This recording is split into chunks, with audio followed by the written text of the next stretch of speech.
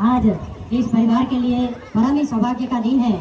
साथ ही गांव के लिए भी एक राजकीय सेवा से निवृत्त होकर के एक ऊर्जावान साथी सेवा हेतु मिले, इसके लिए बहुत ही खुशी का दिन है। आदरणीय गणेश जी,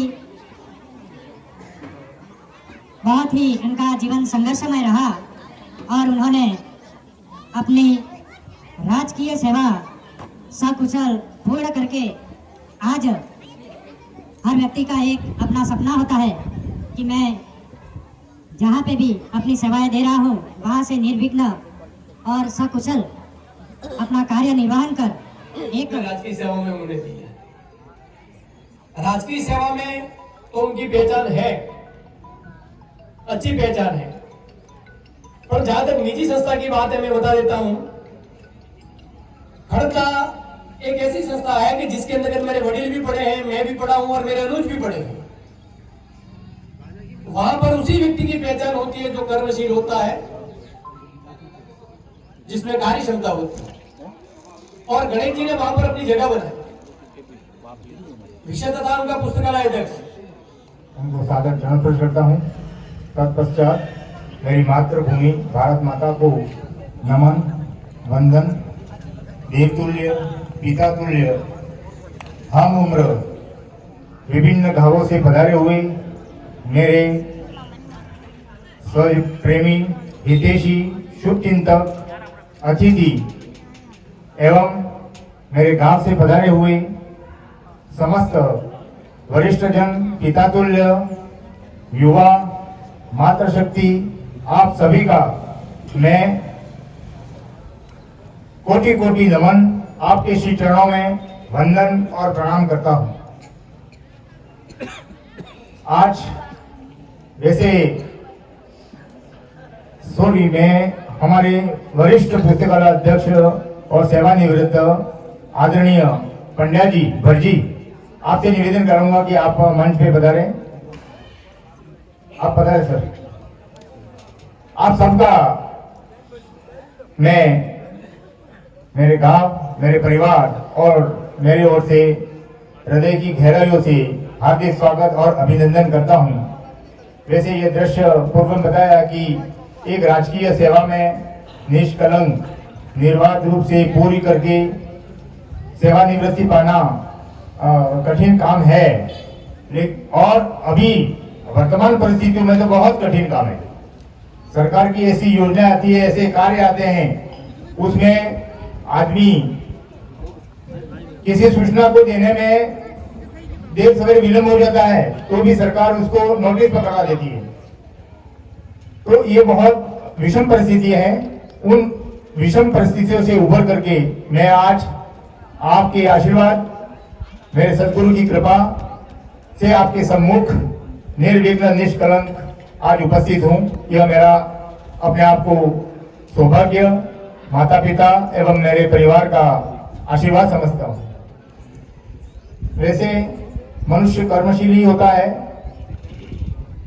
हो सकता है कोई व्यक्ति जानबूझ करके निष्क्रियतापन को अपने में ला करके वह एक निष्क्रिय रूप धारण कर लेता है। भगवान ने सबको सामर्थ्यता दी है, बुद्धि दी है, लेकिन यदि कोई जानबूझ करके इसका उपयोग नहीं करता है तो वो निष्क्रिय होता है। हाँ ठीक है, चल रहा है, करने दो, मेरे बजाय और कर लेगा। मैंने ऐसा कभी नहीं सोचा। मैंने कोई भी कठिन काम होता है तो वो दूसरा कर सकता है तो अपन क्यों नहीं कर सकते हैं? कोशिश करें। ठीक है, अपने में कोई ज्ञान की कमी हो, थोड़ी देर से होगा, लेकिन अपने को काम करना है, यह भाव। और मैं गढ़ा में भी बता चुका हूँ, ये मेरी ये पूरे कार्य को गुरु है शिवनारायण जी दीक्षित। उन्होंने 15 साल तक मेरे को पाला। उनका काम, उनके विचार, उनकी गुणवत्ता, अभी मैं समय ज्यादा हो रहा है, मेहमान और भोजन का समय हो रहा है, लेकिन उनको ये ध्येय था कि वागड़ी में कहता है कि 1 रुपयो हवा रुपया में वैसा वधु है। रुपयो 8 आने में नहीं खप्पत हुए, रुपयो 12 आने में नहीं खप्पत हुए, रुपयो हवा रुपया में खप्पत हुए। ये रुपयो हवा रुपयो करे, इस तो इंसान कहवाय। कोई काम देते तो काम की गुणवत्ता, काम होना चाहिए ठीक है, लेकिन कितने समय में काम होना चाहिए, कैसा, गुणवत्ता युक्त और कम से कम खर्च में, ये मनुष्य की कीमत है। तो ये इसका मैंने अनुसरण किया और मैं हो सके, मैं दूसरों को तो सलाह नहीं दे सकता हूं, लेकिन मैं खुद, मेरा विचारधारा यही है कि हम कम से कम लागत में अच्छा से अच्छा कार्य और समय से पूर्ण कर सके, यही अपनी महानता है। समय दुगुना हो जाए, खर्च दुगुना हो जाए और काम करना, ये तो हर काम हर को होता है, ये सरकारी काम है। सरकार का काम दुगुनी राशि में, दुगुने समय में, अर्ध गुणवत्ता का काम होना राजकीय काम है, और कम खर्च में, आधे समय में गुणवत्ता युक्त काम करना एक प्राइवेट संस्थाओं का काम है। ये दोनों में अंतर है। मैं राजकीय का आलोचना नहीं कर रहा हूँ, लेकिन राजकीय सेवा है वो नौकरी कैसे करने का चाहिए वो सिखाता है, और प्राइवेट सेवा है वो नौकरी कैसे होती है वो सिखाता है। मैं इस अवसर पर मेरे जो सामर्थ्य था उसके हिसाब से मैंने कोई अंशदान किया है। इतनी ज्यादा राजकीय सेवा से निवृत्त होने पर जो अन्य लोगों को आर्थिक लाभ होता है, वो हमारा 15 साल का है समय है, वो हमने अनुदानित शिक्षण संस्थाओं में व्यय किया है, और इस निमित्त हमारा जो पूर्ण जो पेंशन और जो अन्य परिलाभ होने चाहिए वह हमें पूर्ण नहीं मिल पाएंगे, आंशिक मिल पाएंगे, लेकिन पैसा सब कुछ मायने नहीं रखता है। मेरी भावना, भगवान ने मेरे को एक निरोगी काया दी है, वो सबसे बड़ी संपत्ति है। हो सकता है आदमी किसी बीमार से ग्रसित हो और उसकी इनकम, जीवन की जो आय है वो पूरी की पूरी बहुत होकर दवाई में खर्च होती है। भगवान की कृपा, आपके आशीर्वाद से मैं बिल्कुल निरोगी हूँ, मेरा परिवार निरोगी है, ये सबसे बड़ी संपत्ति है। मेरे माता पिता का आशीर्वाद है, मेरे बड़े भाइयों का आशीर्वाद है। मेरे को परिवार में दृष्टि से देखो, मैं छोटा था, मेरे दोनों भाइयों का बहुत सहयोग रहा। ये जो आज मैं जो खड़ा हूँ वो उनके बदौलत है। आगे मैं समय ज्यादा न लेते हुए आप सब मेरे यहाँ पधारे, मैं आपका बहुत बहुत आभारी हूँ। यदि मेरे से कोई गलत शब्द बोला गया है मुझे माफ करना। गढ़ा से कुछ महानुभाव देर से आए हैं, गढ़ा में भी मैं क्षमा चाहता हूँ। मेरे 5 साल का कार्यकाल रहा, किसी से भी कोई भी मेरे से कोई गलती या कोई ऐसे कटु वचन कहे हो तो आप, मैं क्षमा प्रार्थी हूँ। एक बार पुनः आप सबका स्वागत और यहाँ पधारे, इसके लिए मैं आपका आभारी हूँ। धन्यवाद। देना प्रारंभ की 15 वर्ष 5 माह बाद अब 1/7/2011 में राजकीय सेवा में समायोजन हुआ। वह आपकी राजकीय सेवा के रूप में प्रथम नियुक्ति राजकीय बालिका माध्यमिक विद्यालय सागवाड़ा में आप, जो एक सपना होता है राजकीय सेवा का, वहां आपने प्रस्थान करके आपने वहां सेवाएं प्रारंभ की। इसके बाद में आपने राव मावी सरोदा व दिनांक 30/7/2015 से आज दिन तक 30/11/23 तक आप राव मावी गढ़ा जसरातपुर में सेवाएं देते रहे। इस प्रकार आपने 27 वर्ष 9 माह व 16 दिन सकुशल और अच्छी सेवाएं आप दे करके राजकीय सेवा से आप निवृत्ति के पद पर अग्रसर हुए। आगे मैं उनके परिवार को, आप आगे जाए, परिवार द्वारा गणेश जी, आप 3 भाई हैं, आपका पूरा परिवार, अभी परिवार वाले ही सम्मान के लिए यहाँ पधारे, सिर्फ परिवार, ताकि व्यवस्था अपनी बनी रहे। वह सेवानिवृत्ति लेने वाला भी परम सौभाग्यशाली होता है जो अपने बड़े भाइयों के द्वारा शाल ओढ़कर इस सम्मान के लिए सुशोभित हो रहा है। वह भाग्यशाली व्यक्ति कहलाता है और आप इन भाग्यशाली व्यक्तियों में से एक है। मैं आगे उनके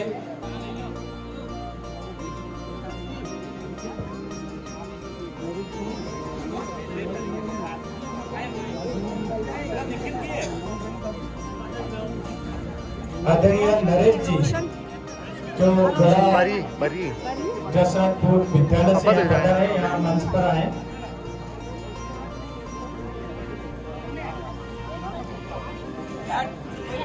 परिवार के द्वारा स्वागत रस्म, इसके बाद में कुटुंब श्री दया भाई, आप भी यहाँ कुटुंब वाले यहाँ पधारे।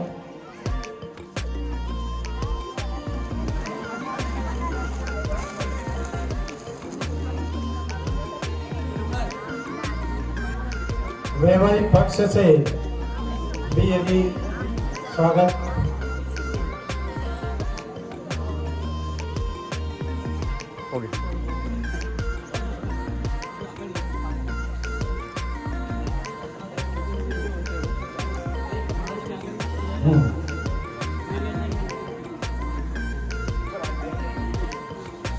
आदरणीय सर का परिवार और नजदीकी कुटुंबजन द्वारा स्वागत।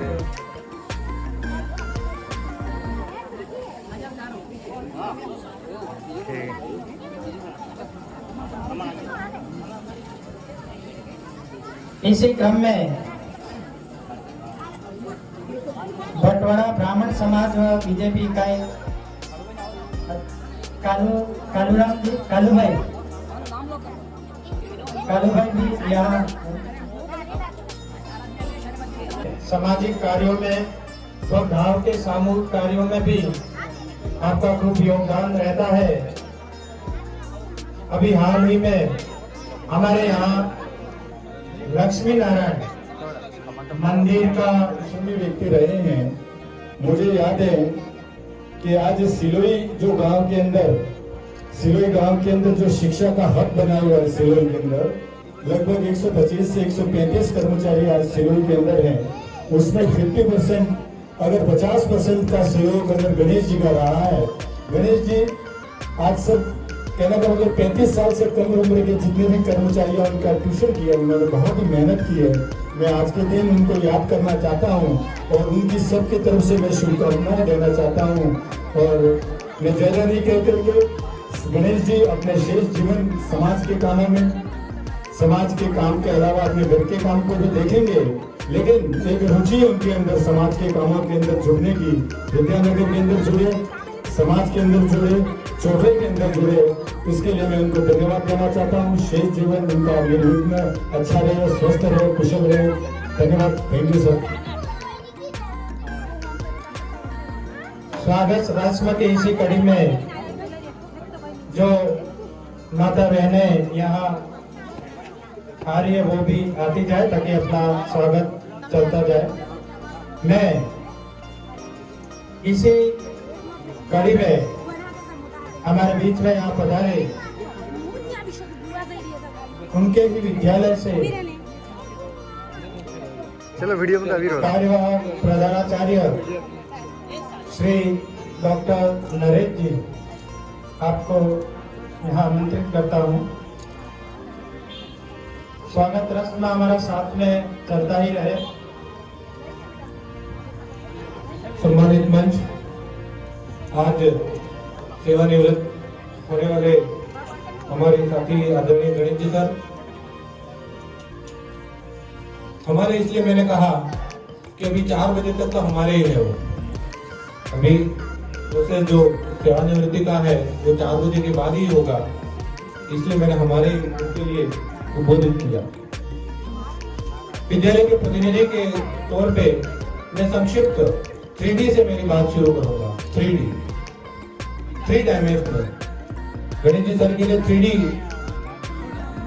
मैं शब्द काम में लूंगा। 3D इसलिए डी फॉर दिव्या, यानी दिव्या, दोनों दिव्याओं में यहाँ के जो भी कर्मचारी हैं, जिस भी क्षेत्र में कार्य करते हैं, अपनी अलग ही पहचान है।